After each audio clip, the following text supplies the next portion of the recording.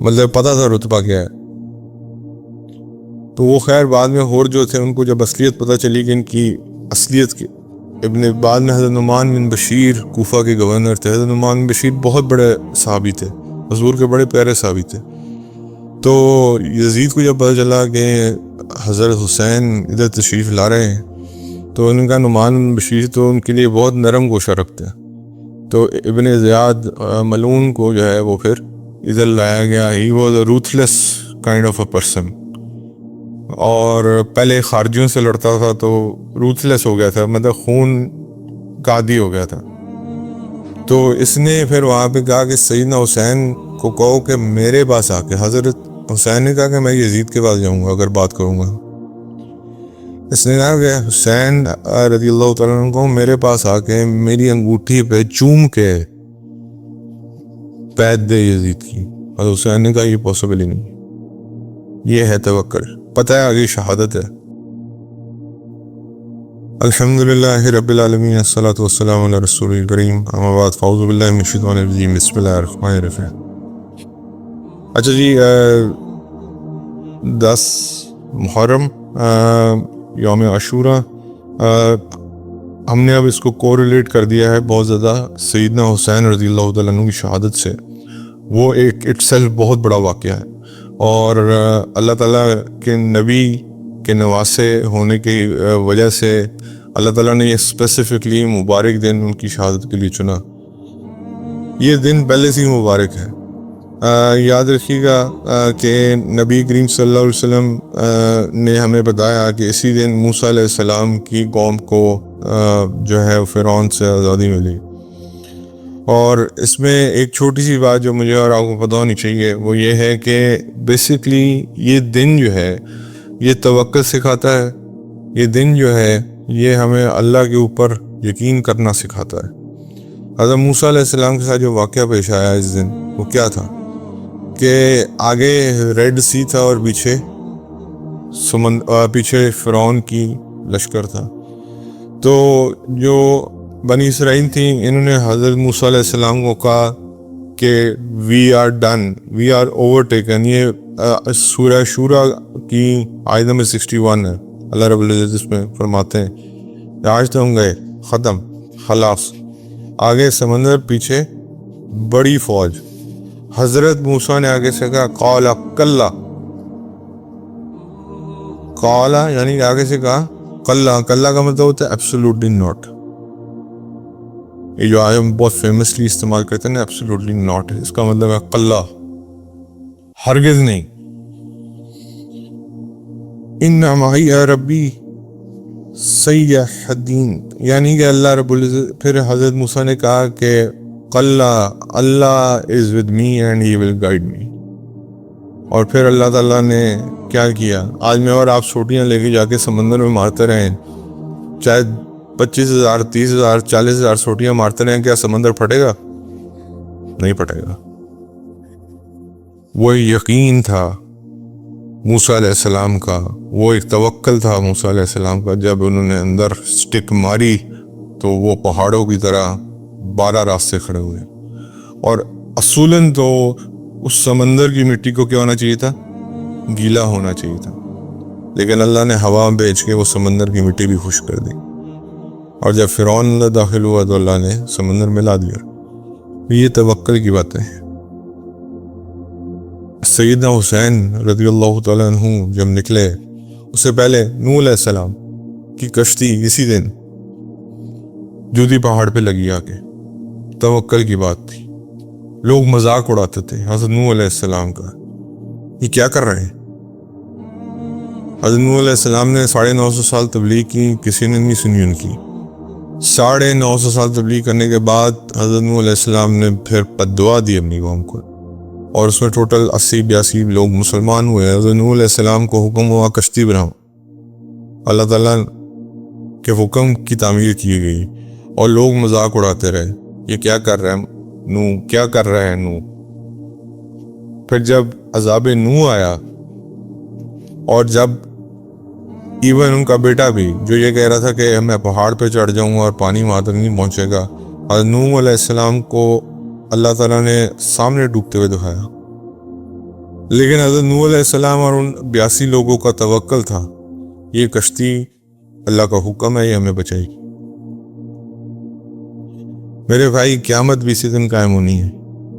ایک روایت میں آتا ہے دنیا بھی اسی دن بنی تھی، تو قیامت اسی دن قائم ہونی ہے اور جمعے کا دن ہوگا۔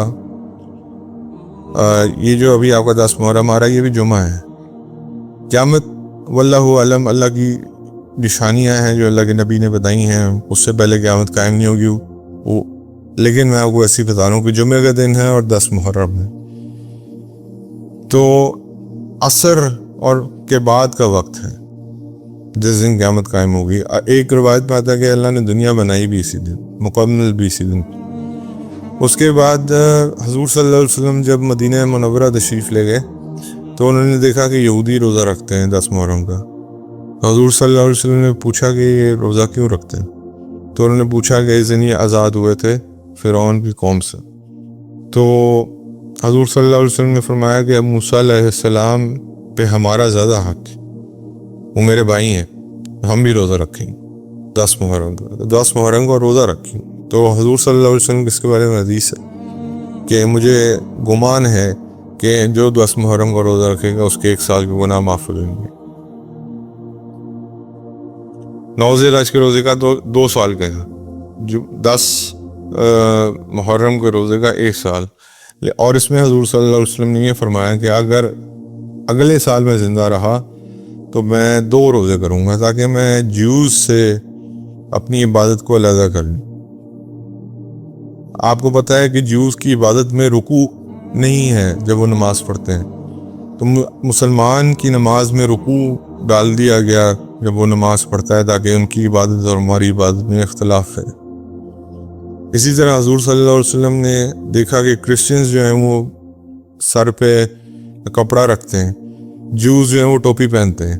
حضور صلی اللہ علیہ وسلم نے کہا کہ ہم یہ دونوں کام نہیں کریں گے، ہم امامہ باندھ دیں، مطلب ٹوپی کے اوپر کپڑا لپیٹ لیں تاکہ ہماری ان کے ساتھ کسی چیز میں بھی وہ نہ ہو۔ تو اللہ کے نبی نے یا 9-10 کا یا 10-11 کو روزہ رکھ لیں تو انشاءاللہ آپ کو اور ڈبل ثواب ہوگا کہ آپ ایک ثواب 10 کا رکھ لیں گے، خالی ثواب تو ہے، پورا ثواب ملے گا آپ کو انشاءاللہ، 1 سال کے گناہوں کا کفارہ ملے گا۔ لیکن 2 دن رکھ لیں گے تو ڈبل ثواب اس طرح ہو جائے گا کہ یہودیوں سے ایک علیحدگی کا ثواب بھی مل جائے گا۔ اور تیسری مثال سیدنا حسین رضی اللہ تعالیٰ عنہ کی ہے۔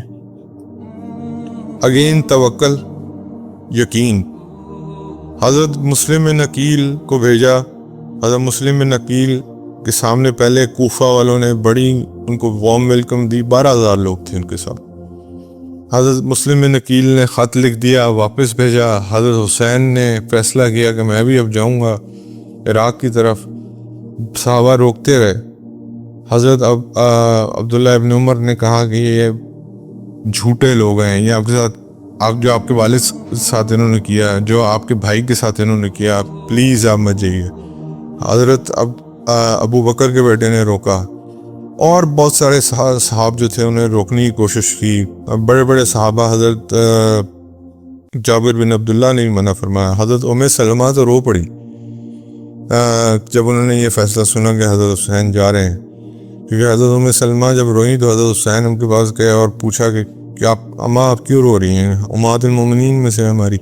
انہوں نے کہا کہ اگر فاطمہ ہوتی زندہ، جس طرح وہ تمہیں اپنے سینے سے لگاتی تھی، تمہیں بھی نہ جانے دیتی، کیونکہ جو جید صحابہ تھے، جو بڑے صحابہ تھے، ان کو پتہ تھا کہ یہ لوگ جو حضرت علی کے نہیں ہو گئے، جو حضرت حسن کے نہیں ہو گئے، حضرت حسین کے کیسے ہوں گے۔ لیکن اب راستے میں خبر بھی مل گئی کہ مسلم نقیل کو شہید کر دیا گیا رضی اللہ تعالیٰ عنہ کو، اور ان کا لیٹر بھی مل گیا کہ آپ واپس سے لے جائیں، ان کا ارادہ خراب ہے۔ لیکن حضرت حسین نے جب حضرت مسلم نقیل کے بچوں کی طرف دیکھا، انہوں نے کہا ہمیں تو ریونج چاہیے، اور ساتھ حضرت حسین نے یہ بھی کہا کہ آپ میں سے جو واپس جانا چاہتا چلا جائے، اس پہ کوئی پکڑ نہیں۔ لیکن لوگوں نے ساتھ نہیں چھوڑا۔ اگین توکل، ظالم کے سامنے کھڑے رہے، اور انفارچونیٹلی سب سے پہلے ٹاکرا جو ہوا وہ ہور کے ساتھ ہوا، جو 1000 کی فوج لے کے آیا ہوا تھا، اور وہ اس نے یہ بات کہی کہ میں چاہتا ہوں کہ میں اس گناہ کو اپنے سر نہ لوں، مجھے حکم معاذ اللہ آپ کو شہید کرنے کا ہے۔ اور ساتھ یہ بات بھی کرتے تھے، اور ساتھ آپ امیجن کریں اس 1000 کی جو فوج آئی ہوئی تھی انہوں نے حضرت حسین کے پیچھے نماز بھی پڑھی، مطلب پتہ تھا رتبہ کیا ہے۔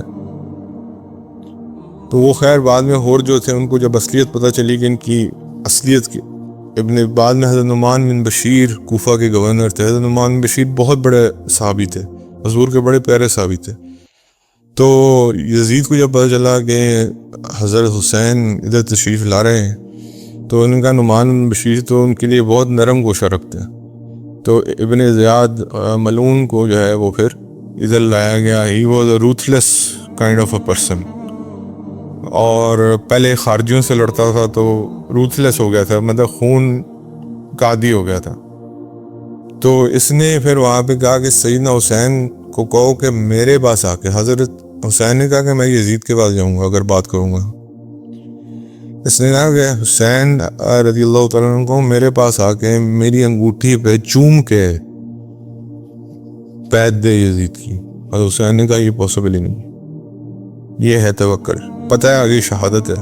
پھر 4000 کی فوج بھیجے گی عمر بن سعد کے نام پہ۔ عمر بن سعد حضرت سعد بن ابی وقاص رضی اللہ تعالیٰ عنہ کے بیٹے ہیں، اور حضرت سعد بن ابی وقاص عمر بن سعد کو کہتے تھے کہ پولیٹکس میں مت آنا، کرسی کی دوڑ میں مت آنا، یہ تمہیں بہا لے جائے گی۔ یہ سیاست ایک ایسی گندی چیز ہے، کرسی کی بھوک ایک ایسی گندی چیز ہے کہ بڑوں سے بڑے بڑے گناہ کروا دیتی۔ عمر بن سعد بھی نہیں چاہتا تھا شروع میں، لیکن جب اس کو پیچھے سے پیغام پہنچا کہ تمہاری یہ سیٹ بھی لے لی جائے گی، تمہارا یہ سارا پاور اور یہ ساری وہ بھی لے لی جائے گی، پھر اس نے نہیں دیکھا کہ یہ کون کھڑا ہے۔ تو حضرت حسین بھی مجھے اور آپ کو توکل سکھا کے گئے، اور عادتاً رونے پیٹنے کے بجائے یہ 10 محرم کا دن توکل کا دن ہے۔ انبیاء نے بھی توکل سکھایا، حضرت موسیٰ کی بات میں نے آپ کو سکھا دی ہے۔ ابھی آپ نے آپ کو سچویشن میں رکھ کے دیکھیں، آپ کے آگے سمندر ہے، پیچھے دشمن ہے، اس سے ورس سچویشن آپ کی زندگی میں آ سکتی ہے؟ موت ہے نا دونوں طرف۔ آپ جتنی مشکل سے مشکل مسئلے میں گرے ہوں، کیا اس سے وہ سچویشن آ سکتی ہے کہ آگے سمندر ہو اور پیچھے دشمن ہو، وہ بھی ایک بڑی تعداد میں؟ نہیں آ سکتی۔ لیکن موسیٰ علیہ السلام نے کہا اللہ تعالیٰ مجھے پورا یقین ہے اپنی اللہ کی ذات پر، مجھے ہدایت دے گا، مجھے راستہ دکھائے گا۔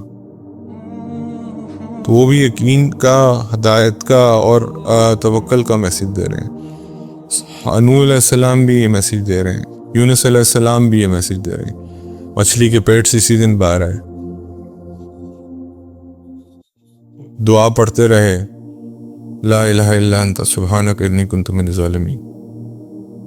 اللہ نے توکل، بنا کوئی انسان مچھلی کے پیٹ میں چلا جائے تو ہار مان لے۔ تو انبیاء بھی یہ میسیج دے رہے ہیں، سیدنا حسین بھی یہ میسیج دے رہے ہیں، اور میرے اور آپ کے نزدیک وہ شہید ہیں، اور اول درجے کے شہید ہیں۔ شہید تو فوت ہی نہیں ہوتا۔ تو کس چیز کا ماتم کرتے ہیں؟ یہ دن ماتم کرنے کا نہیں ہے، یہ دن اپنے ایمان کو ریلوڈ کرنے کا ہے، اور اپنے ایمان کو اللہ کے توکل میں بدلنے کا ہے۔ اس کو ہم نے انفارچونیٹلی، اگین یہ شیطان والی بات جو میں نے آپ کو کی، کہ اس کو ہم نے انفارچونیٹلی ایسی عبادات میں یا ایسی چیزوں میں کنورٹ کر دیا ہے جس کو ہم برا سمجھتے ہی نہیں۔ آج اگر اس دنیا میں حضرت حسین آ جائے رضی اللہ تعالیٰ عنہ، تو جو لوگ ماتم کرتے ہیں کیا وہ کرنے دیں گے ان کو؟ جو انگاروں کے اوپر سے گزرتے ہیں کیا وہ کرنے دیں گے؟ آپ مجھے خود بتائیں، اپنی تھنکنگ سے بتائیں، کیا وہ ان چیزوں کی اجازت دیں گے؟ حضور صلی اللہ علیہ وسلم خود تشریف لے آئے، کیا وہ اجازت دیں گے جو ہم حضور صلی اللہ علیہ وسلم کے نام پہ چیزیں کر رہے ہیں؟ میلاد چل رہا ہے، نماز قضا ہو رہی ہے، اللہ کے نبی اجازت دیں گے اس چیز کی؟ یہ مجھے اور آپ کو سوچنا چاہیے. اللہ عمل کی توفیق عطا فرمائے. عائشہ صدیقہ رضی اللہ تعالیٰ عنہ بیان کرتی ہیں کہ نبی کریم صلی اللہ علیہ وسلم نے ارشاد فرمایا اعمال کا دار و مدار خاتمے کے اعتبار سے ہوتا ہے، یعنی کہ آپ کا جو خاتمہ ہے وہ آپ کے اعمال بتا دیں گے. عبد الرحمن بن ابو بکر اپنے والد کے حوالے سے نبی کریم صلی اللہ علیہ وسلم کا یہ فرمان نقل کرتے ہیں، عید والے 2 مہینے کم نہیں ہوتے، رمضان اور ذی الحج. سیدہ عائشہ صدیقہ رضی اللہ تعالیٰ عنہ بیان کرتی ہیں نبی کریم صلی اللہ علیہ وسلم کے نزدیک پسندیدہ ترین عمل وہ تھا جسے کرنے والا شخص اسے باقاعدگی کے ساتھ کرتا رہے. حضرت ابو ہریرہ رضی اللہ تعالیٰ عنہ روایت کرتے ہیں نبی کریم صلی اللہ علیہ وسلم نے فرمایا بے شک اللہ تعالیٰ تمہاری شکلوں اور اموال کی طرف نہیں دیکھتا بلکہ تمہارے دلوں اور اعمال کی طرف دیکھتا.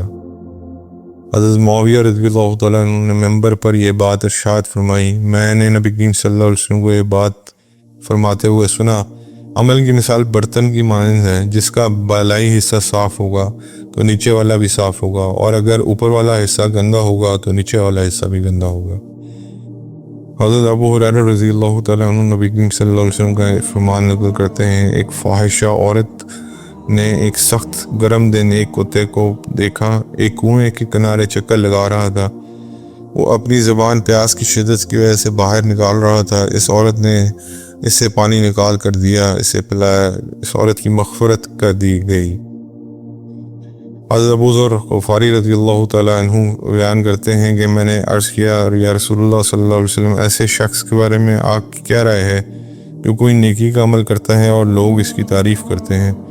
نبی کریم صلی اللہ علیہ وسلم نے فرمایا یہ مومن کو ملنے والی خوشخبری ہے. حضرت ابو ہریرہ رضی اللہ تعالیٰ عنہ نبی کریم صلی اللہ علیہ وسلم کا فرمان نقل کرتے ہیں، اچھی بات کہنا صدقہ ہے، مسجد کی طرف چل کے جانا صدقہ ہے، جانے والا ہر قدم صدقہ ہے. حضرت عبداللہ بن مسعود رضی اللہ تعالیٰ عنہ نبی کریم صلی اللہ علیہ وسلم کا یہ فرمان نقل کرتے ہیں، تمہیں اس شخص کے بارے میں نہ بتاؤں اس پر جہنم کو حرام قرار دے دیا گیا.